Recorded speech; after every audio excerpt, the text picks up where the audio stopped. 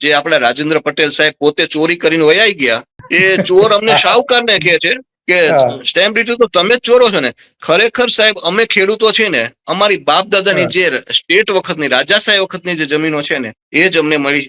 એક પણ ખેડૂત નવી જમીન લઈ શકેલો નથી.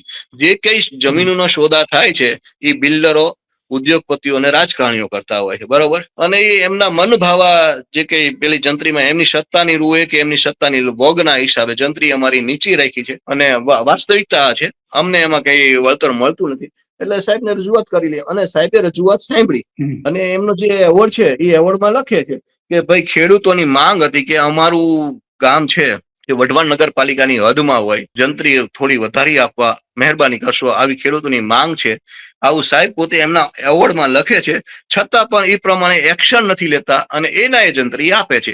એ જંત્રી કઈ આપે છે કે જે પાવર ગ્રીડ વાળા એસ્ટિમેટેડ એમાઉન્ટ અમને નક્કી કરેલી હોય છે, એ એસ્ટિમેટેડ એકાઉન્ટ છે સાહેબ 5/6 એનું અમને લેટર આપે છે કે ભાઈ તમને એસ્ટિમેટેડ એકાઉન્ટ 968 રૂપિયા આપવામાં આવશે. આ પાવર ગ્રીડ તરફથી છે, બરોબર.